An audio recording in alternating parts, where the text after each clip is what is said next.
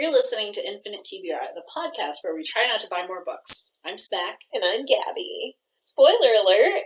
We're going to avoid major spoilers, and when we can, warn when we're going to discuss a particular book in detail so you can avoid that part of the episode. You can also check the show notes for time-stamped flags identifying potential spoilers. We were going to start Mysterious Galaxy Throwdown Showdown, but got distracted by what we're currently reading. So depending on what happened when future Gabby gets around to editing this all and actually peeling pieces into episodes, this might be its own episode. Before we get into Throwdown Showdown. What is that called? Making a sausage. Making the sausage. No. How the sausage gets made. something. How the sausage gets made. I tried. Yay! Welcome back after our September hiatus. Yeah, we took September off. Life got complicated. It is what it is. Yeah. You know how it goes. So, it is time for our third annual Mysterious Galaxy Summer Bingo Showdown Throwdown thing. We are cutting it off at Showdown Throwdown. Are we? Okay. We are. Because the show notes get unwieldy. Because you feel the need to tape the whole thing out. Over and over and over. Knowing that no one reads all of those words. No, I do. Do you? I read our show notes. You never skim anything? No, I don't. That's why I read so slowly. Okay. In fact, very bad at skimming. It is mostly graphics at this point, just book covers of what we... Because, like, we're very careful on the podcast to say the title and the author. But, like, that means so much less than looking at a book cover. It was blue. Yeah. Like, I don't know what the author was, but the cover was blue. I have that on a bag. On a blue bag, obviously. I do, yeah. Do you? Yeah. That I picked up at some little indie bookstore up in Orange County. I love that it's sort of like a meme at this point. Yes. That pleases me. So... You're also likely to hear, I don't know how likely, actually. Oh, yeah. I have been painting pages. Yeah. She posts them intermittently on our Instagram, so you should go look at those. So after you paint them, you have to pull each page apart, and it is incredibly soothing. Yeah. And so I will be continuing with this work while we talk. And I'll just be entranced and probably lose my train of thought. There'll be a lot of, like, white space that we just cut. Yep. Wait, noise? No, white space. It's both in this case. It is both in this case. So, we are gonna get started. Okay, but with our Showdown Throwdown. Yes, but also, Abby has been teasing this super secret project for like 2 months now? Maybe. Like a while. And she asked me weird questions about it, or sent pictures of like toy animals. Yes. And I needed her to pick her favorite toy animal. Toy animals. There was like some urgency behind it. I assume because you were standing in Michael's. Oh no, I just wanted free shipping. Oh. And well, there's some urgency behind that too. Yeah. Okay. There was something else I was ordering. Also, I think that was like when we were planning to meet up, so I was trying to get it all like done before we met, and we were going to meet earlier. There were like 2 weeks straight where I was just like, pull it together. Things came up. But yeah, so she showed up at my house to record today, and she has these 2 little balsa wood bookshelves, plain wood, like you'd get at Michael's. They're teeny tiny, like a dollhouse. Yeah, case. Yeah. And then she opened these sparkly little drawstring bags, and there are miniature books in them. And then if you open the books, she's written the titles of all of our bingo books in them. And the year. And I just lost my freaking mind. I was very pleased with myself. You should be. That was, like, never in my wildest dreams of your secret project would I have guessed any of that. Michael's has a bunch of very exciting things, it turns out. Michael's is really dangerous. Yeah, it is. For those who are wondering, the little animals, the dream was that we could glue some of the creatures to the tops of the bookcases It does after make decorating them in different ways. And I so don't a lot know. of them she picked up are different, like dragons. And so there's a dragon with like leaf wings, and I liked the ice dragon. And there's this one that I looks like the sort fire of yeah, the dragon. fire dragon. He looks sort of like a stegosaurus, except skinny. Yeah. And all of the plates down his back are fire. Yeah. It's pretty freaking cool. Anyway, we're having a good creative time over here. All of these pictures will be on Instagram at some yes. point. Probably sooner rather than later. That's the dream anyway. Well, you've gotten quite good at Instagram. I'll have bursts of activity. Every day for the past 2 weeks, I've been like, oh, I should take a picture of my pre-order of clocks. And then I don't. And every single day at some point I'll have that thought and I'll be either not in that room or I'll be at work. Can't find your camera. Phone. I won't want to get up. And, Camera. I mean, it is my camera. Yes, but who calls it that anymore? So Well, yeah. If it helps, I have a pre-order clock sitting on the floor of my bedroom right now that I keep meaning to take a picture of. It's God Killer by someone. It's the one with the stag on the front. And it's very like Hannah Kaner. Hannah Kaner. Yeah. With a K. Yeah. It's a very like autumnal looking thing, but like I'm looking forward to it. And it's so much smaller than I expected. I did get the paperback, but like Are you planning to read it for fall? for like the yearly bingo thing? No, just Just because it's fall. Yes, I would like Okay. to read it soon. Fall vibes! Yeah, I need to switch gears into my autumnal smack shelf books. Yeah, seasonal. I am so close to finishing all of my library books. I'm so close. What do you have left? I have Over My Dead Body. I thought you were just saying that. Over My Dead Body, Unearthing the Hidden History of America's Cemeteries by Greg Melville. And it's actually like quite readable. And there's this excellent undercurrent Oh, it's nonfic? Yeah, it's nonfiction. This guy who is obsessed with graveyards. You know, there are bones on the inside cover. It's hilarious. This guy, I mean, he makes it sound like it's a very suburban dad. And he goes, yeah, we go to cemeteries and everybody hates it, but I make them go anyway. And then we go to lunch or whatever, do stuff that my kids actually want to do. And I thought, I have an uncle like that. But it's very readable and it's very nice. He gets like super angry about how cemeteries for formerly enslaved and free Black people are and how they're still treated. Like just wild. But like there's this very satisfying current rage in those chapters. So that helps a little. I do like seeing older white dude using his platform. Yeah. To be mad. And it is very interesting because I grew up in, I don't know how it is in Arizona, but Southern California has like no graveyards. Like yeah, not the same way there were like in Scotland.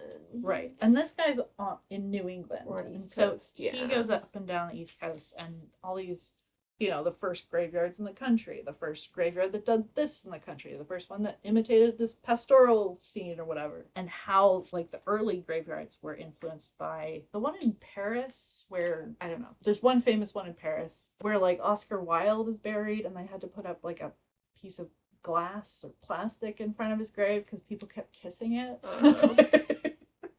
Like in this pandemic? Just generally.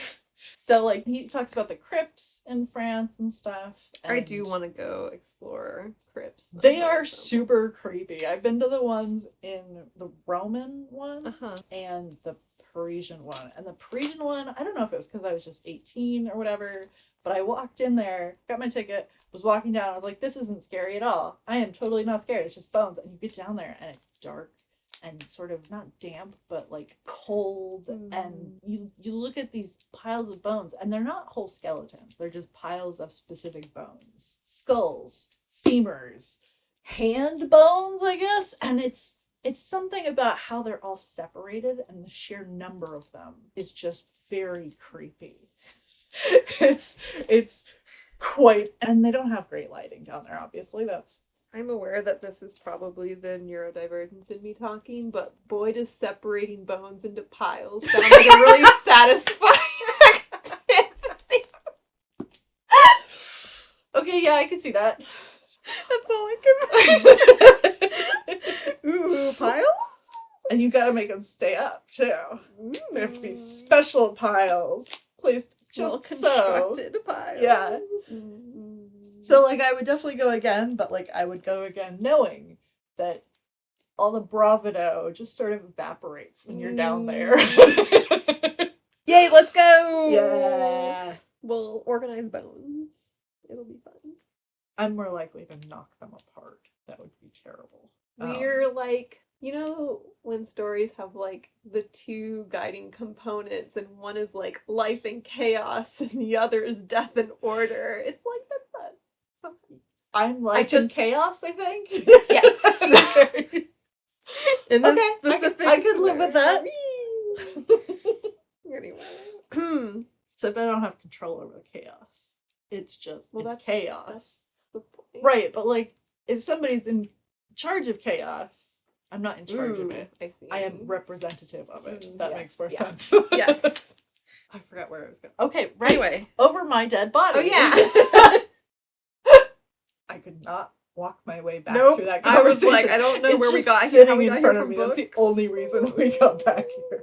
I don't know why we were talking about it. That's what I'm currently reading. Yes. Oh, it's one of my library books. Okay. Yes. Yes. Okay. Yeah.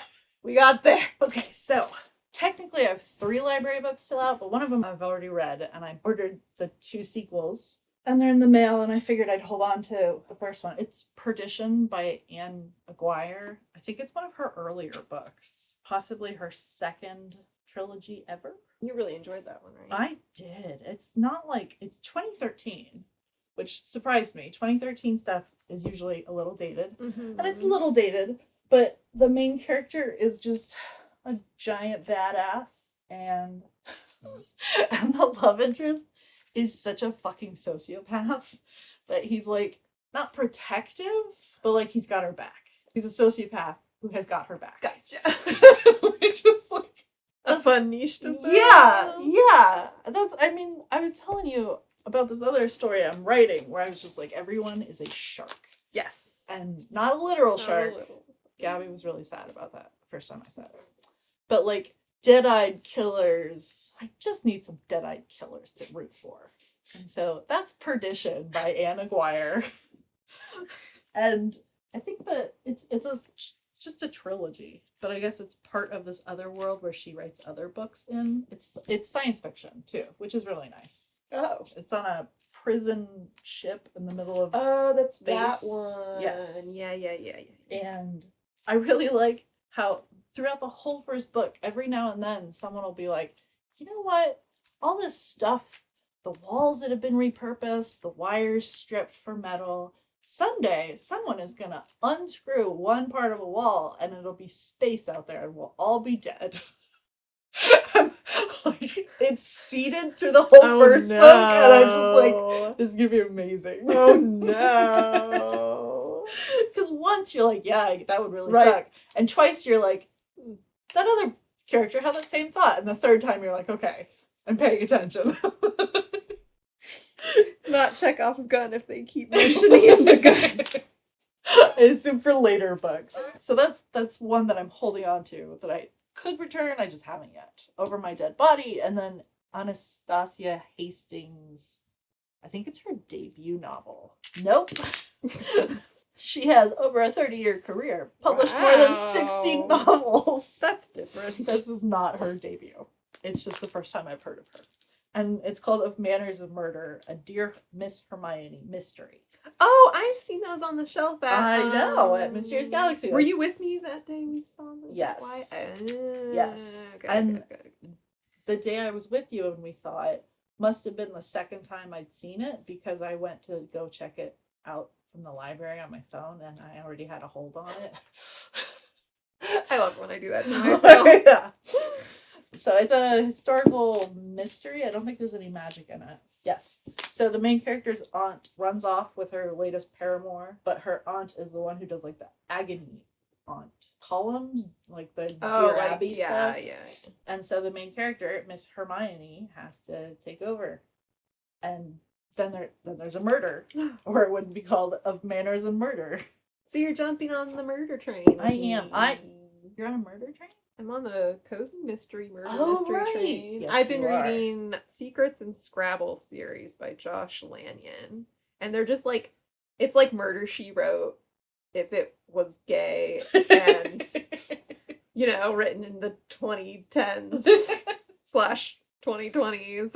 So they're very cute, cozy. Then was this guy inherits this falling apart, like old pirate estate on this little island in New England. Pirate estate? The whole island has like a history of pirate Piracy. founders and stuff. Oh my So god, like that's his so great much something fun. was actually a pirate hunter, I think. And then his like great aunt like dies and leaves that and the little murder mystery shop that she owned Like a to bookstore. him, like a bookstore in the town. Man. And he's just like kind of driftless living in New York City when this all happens. And he's like, sure, I'll try a change. And like, you know, falls in love with the little town. And the whole series is about him like finding his place and making friends. Oh. Making goo-goo eyes at the police chief of the town. And it's very cute. And they're like very pleasant to hold too. They're the Yes. size of a trade paperback, They're teeny. but they feel like they're the size of a mass market paperback and feel like a trade paperback. Yeah. I always get those mixed up. So yeah, murder mystery train. Yeah. Historical murder mystery train is what I've been on for a while because I read the first 3 Lady Darby mysteries by Is that the Anatomist one? Oh, Anna Lee Huber.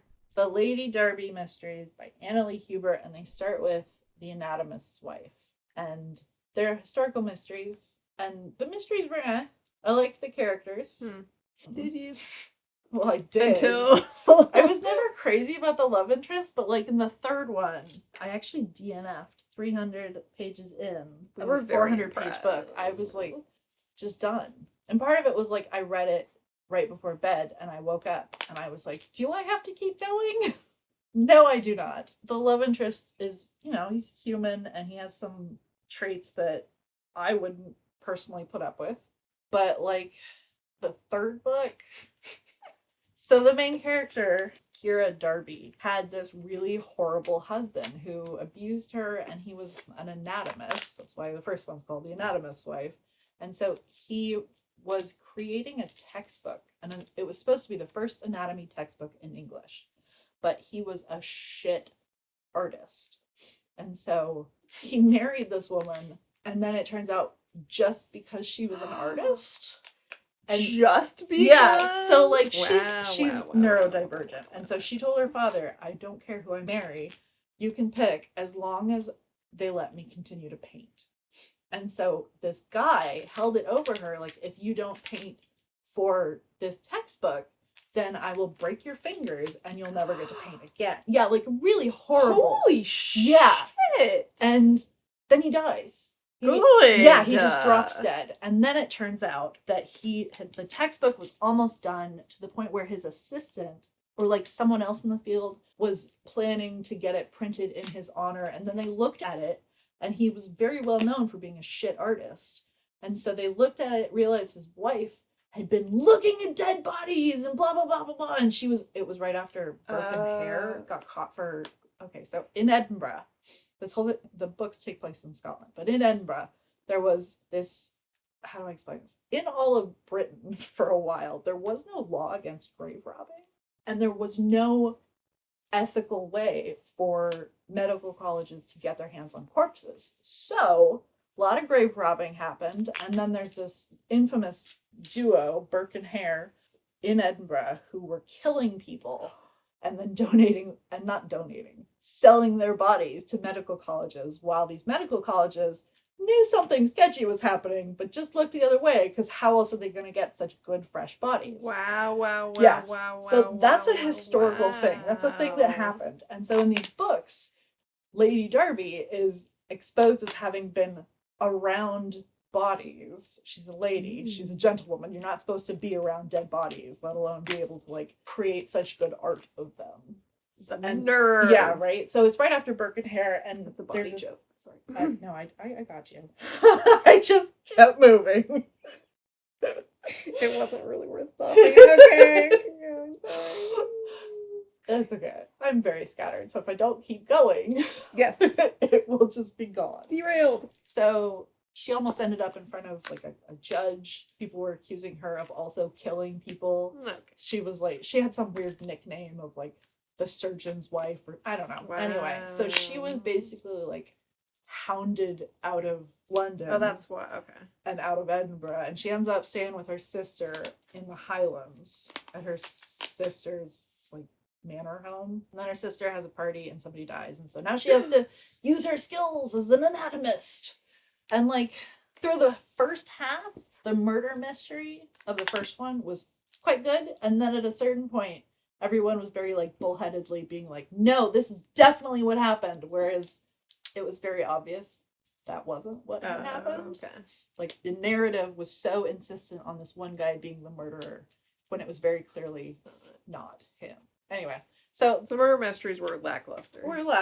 But I like the characters until Future Gabby here. Smack is about to get into some spoilers that happen in book 3 of the Lady Darby mysteries. So if you don't want spoilers for probably books 1 through 3, go ahead and fast forward to about the 24-minute and 15-second mark. Until the third one, when the love interest, Darby, goes back to Edinburgh, and she's like easing her way back into society and learning to not pay attention to assholes who are like, hey, aren't you that woman? You know, and she's still very sensitive about it. And she goes to this party with the love interest, and she has this gorgeous new dress, and she looks amazing, and she's having fun, and her dance card is full. And she's talking to the love interest at one point, and this little 18-year-old debutante sidles up and is like, hey, when are you going to announce your engagement to my friend? She's so excited to do that. And instead of the love interest being like, fuck off, he freezes and like looks at the main character, like sort of sideways, like, did you hear that? And like, yes, she like the whole point was that she heard it. And so she goes off and dances with another friend, and then she sneaks out, walks home without a carriage, and then he follows her, berates her for not taking a carriage because it's so dangerous to walk at night. 3 blocks or whatever it is. In the Highlands. No, they're in Edinburgh. Oh, this is back in Edinburgh. Yeah. Okay. So. And like, yes, there is some danger because one of their main suspects is like the kingpin of Edinburgh or whatever, but it's not really dangerous. Right.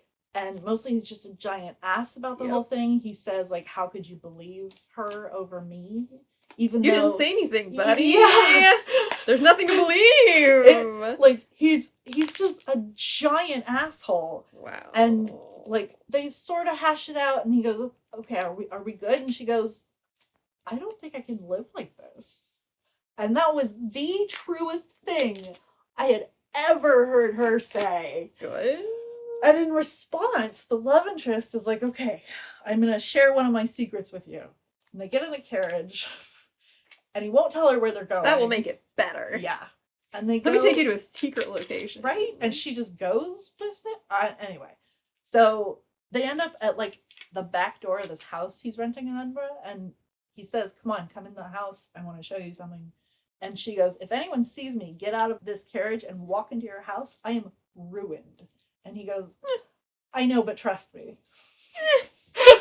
And then she does. Wow, and they go down to this like basement where it turns out he's been woodworking and making furniture. Oh no, that's his deep dark secret. He works with his hands. I love that he's like had to show her and couldn't just be like my deep dark secrets. That it would work. I made you a bookcase. Like here, let me bring it to you. Like her whole like she is an artist. That's what she does.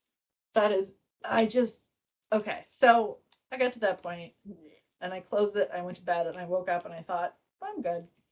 Yay! But if you enjoy them, more power to you, man. Yay! It's got like 12, 13 books in the series. That's so many. I was really looking forward to just like something I could just disappear into for a while. But no. What's the next candidate for disappearing? Well, If Manners and Murder only has the one first book out. I thought we saw a sequel. At least one sequel. I don't think it's out yet. Oh. Because this first one is only available in hardback so far. Let's see. Oh yeah, it came out this year. Wow. Yeah, 2023. I wonder what I'm thinking. So what I really like to try, I haven't started any of them. I've been trying to focus on library books and bingo, which just ended. Right. Woo!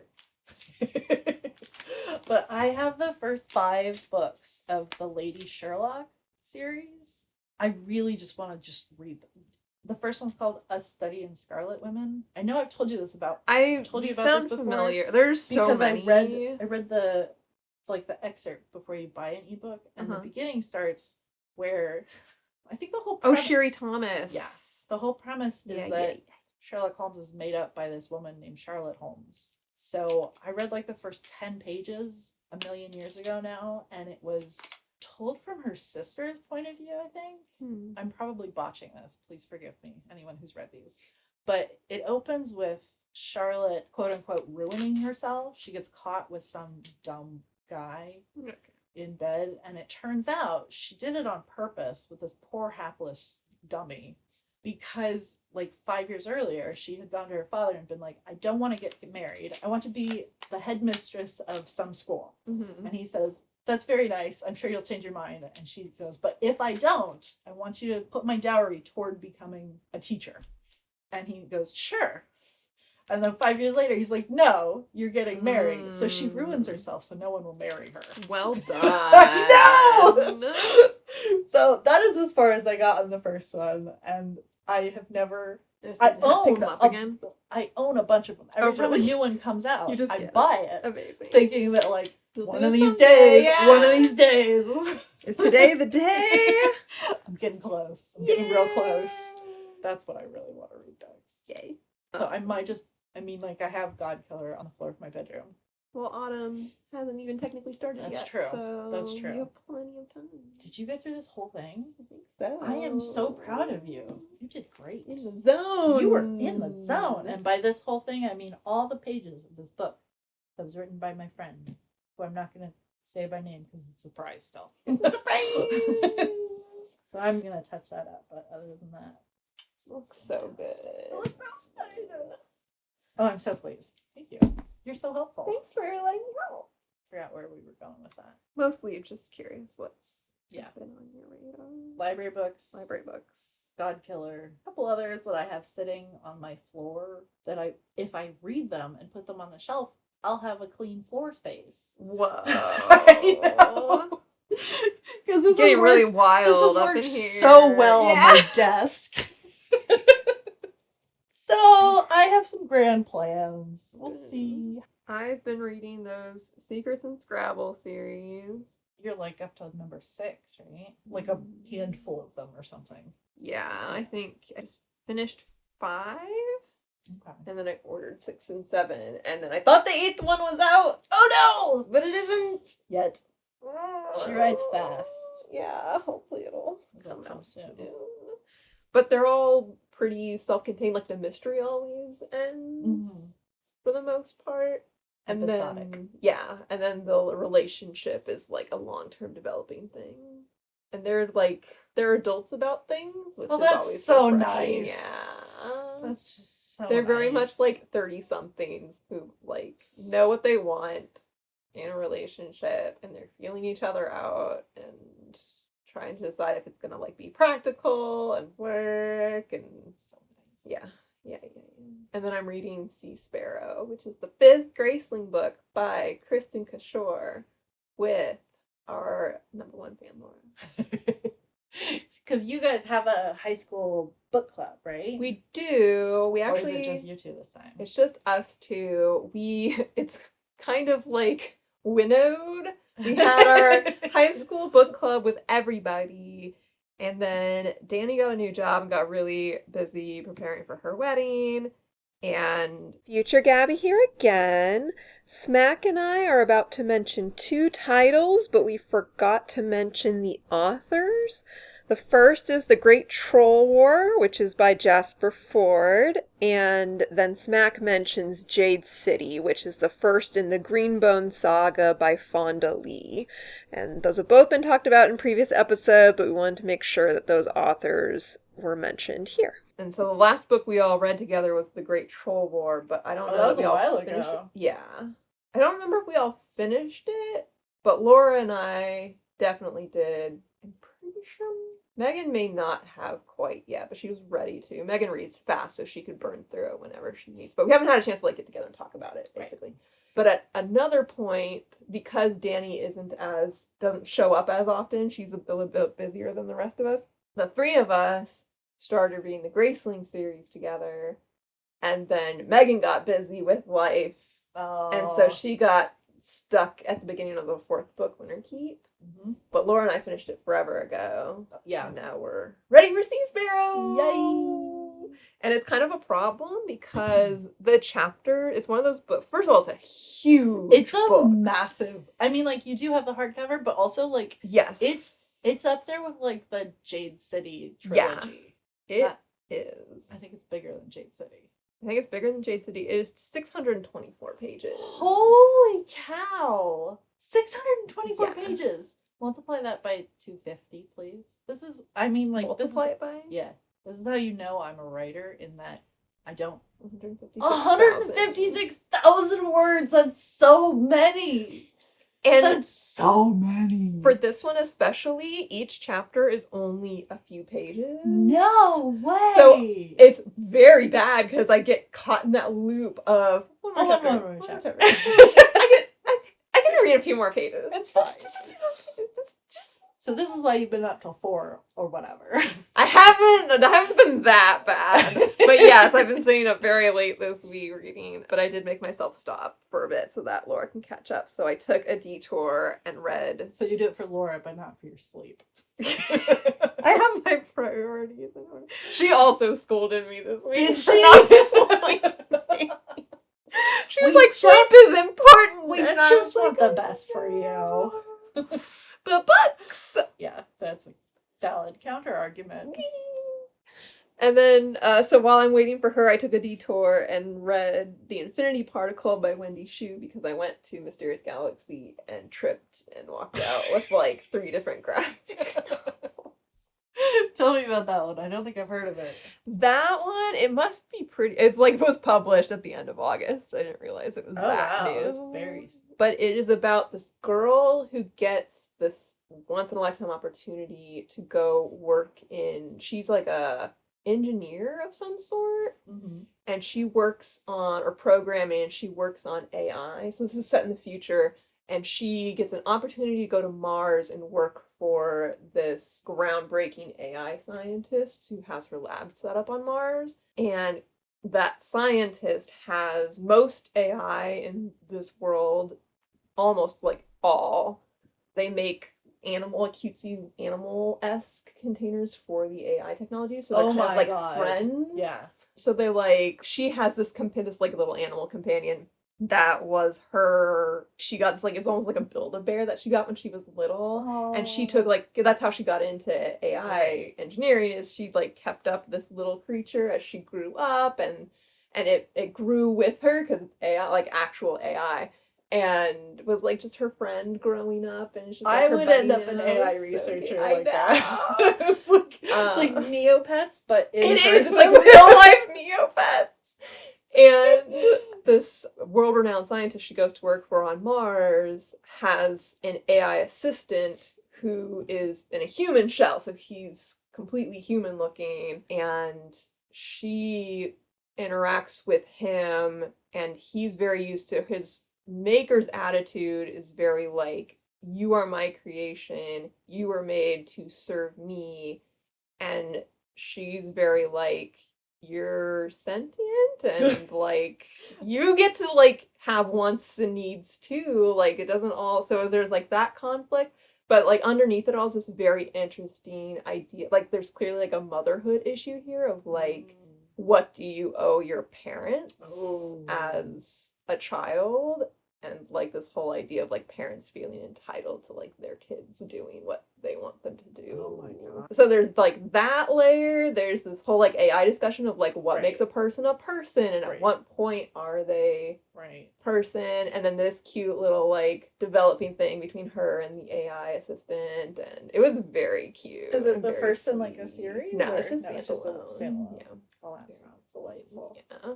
And it's the same author who co-created Mooncakes, which I think we both enjoyed. Yeah. So I was very excited about that. And then I also just finished a lot of good ones recently. You've read a lot of good books recently.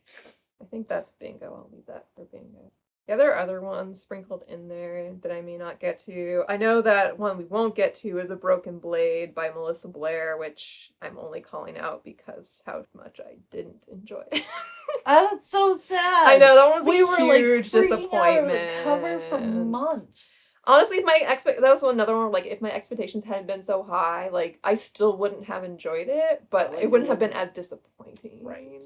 It's been a long time since that one at this point, but it still worth mentioning. Yes, just because of the dramatic, the disconnect between expectations and reality was just stark. And I said it got better once there were more characters and the action picked up. But yeah, the beginning was really slow.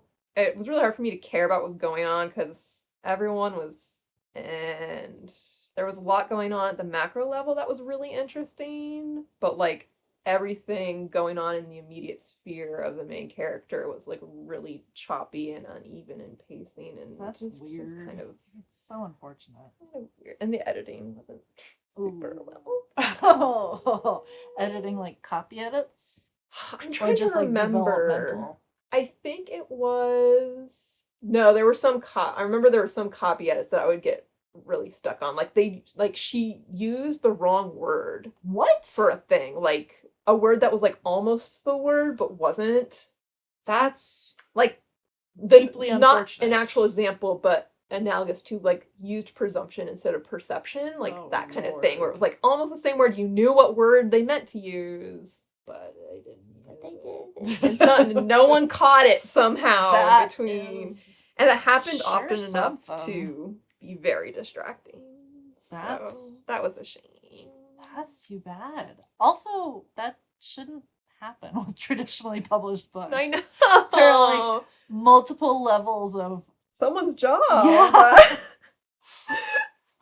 like their day job. They get paid to do that. And then the other one that's worth mentioning, the other graphic novel that's worth mentioning that was good, that I know won't come up with bingo, was The Princess and the Grilled Cheese Sandwich. Future Gabby here yet again, because past Gabby was a goober and forgot again to mention that the author of The Princess and the Grilled Cheese Sandwich is Dea Muniz. And that was cute as shit. I was trying to explain the concept of that story to someone. I can't it's really hard to explain. But it's freaking adorable. Have we talked about it on here before? We mentioned that I picked it up. Okay. Both A Broken Blade and The Princess and the Grilled Cheese Sandwich were North Park Book Fair finds. Oh, right. But I had not read them when we talked about them. And it was, like, the art was really great, really expressive, very fun, and it was just a cute story. So while we're talking, we're sitting here and like putting our little miniature books on our miniature bookshelves. So yes, those are my recent non-bingo readings. Anyway, Showdown Throwdown. Is it Showdown Throwdown or Throwdown Showdown? I don't know. I don't think it I would really have matters, to go back and look. It does not. But I just thought maybe she knows offhand. My mouth said Showdown Throwdown, but I keep thinking of it as Throwdown Showdown. That's funny that we're both thinking. Anyways, I can literally look it up right now. I am too busy putting books on my shelf. So satisfying. So satisfying. Oh my goodness. I know we need to do some other event to help us fill out the bookshelf. All fit perfectly on 2 shelves. Throwdown Showdown. You were right. Showdown. Throwdown Showdown. Probably because I am very slow. Yeah, you've been doing all the show notes, so you've had to type it a bunch of times, so you would definitely know. I think at one point I was just like, showdown, throwdown, etc. Etc. So Throwdown Showdown! Yay! Are you ready to rumble? This could be... What are we going to do if I win again this year? I feel like we should shake it up. I don't want to fix it, but also... Yeah, we can't fix 3 in a year is Make a bit much. Gabby read better titles during bingo. I will pick all of your titles. I did. So I read so fast this summer that I was able to finish bingo, and then I found categories where like the books I'd read for them were like and then I would read a new book to sub in the categories for Throne. I got to do that for a couple, but some of them I couldn't. Like A Broken Blade is one of mine, but I had to keep that, so I got the mysterious. Yeah. Mm-hmm. So the extra detail that our longtime listeners may or may not remember is that if you buy a book from Mysterious Galaxy during the bingo period and you read it and you put that title on your bingo sheet, then you get an extra entry into their like blackout bingo raffle. Which is like $100 gift card. Is it? I don't know what it is. Very exciting. Which I feel like we have a decent shot at. Yeah, I don't know how quickly they draw it. I was already like, it's been a week and I haven't heard anything. It's been I'm more not than a week. holding my breath. I don't think I am either. Because there was one category where I was like, sort of stretching it, but like, technically it was true. But you think they're actually like, does this actually fit this category? I think the only thing they check is whether you actually purchased the book for that. Because I don't think they there's had one category that was like either pirates or takes place at sea, and I used A Curse of Saints by Kate Dramas, and the last like 2 or like they go on a boat twice. They go on a journey, which means it was set on a boat. On a boat. And the first time doesn't really count because like the main characters aren't talking to each other, but on the way back they're like hashing shit out. And they're on a boat and they have a couple of scenes and they have some like emotional breakthroughs and shit, and then the book ends while they're at sea. So I used that one. I think that's fine. And I like as I handed it in, I circled at sea instead of pirates. That's legit. I can't think that they're so bored at their job that they have to go through. It's a recent some of those would be release, really hard though. to fact check. Yeah, that's true. Some of them, yeah. I mean, like I read a self-published book. Even though the writer is local to San Diego, like there's very little chance that anyone at the Mysterious Galaxy bookstore has read her stuff. And their priority is going to be, did we spend money at Mysterious Galaxy this summer? True. And we definitely did. We definitely did. So... And if they gave us $100 gift card, we would keep spending money. Yeah, we would spend more than 100. Yeah, like it's 100%. It is a win-win. Yes, for if everybody. they give us. If you give us some money, Mr. Please and thank you. Okay, let's go ahead and do. Here's hoping you get through your library books at a very reasonable pace. And it doesn't bother you how many you have on hand. And then you keep supporting your library by getting more. And then they'll never end. But also, here's hoping they don't overwhelm you either. Yes. This has been another episode of Infinite TBR. You can find us on our Twitter at Infinite TBR. And we are individually on Twitter as @WhatSmackSaid and @Gabalodon, which is like Megalodon, but Gab in the front of it. And you can find all our show notes at infinitetbr.com. If you have book recommendations for us or questions you want answered during the podcast, feel free to email us at itbrshelf@gmail.com.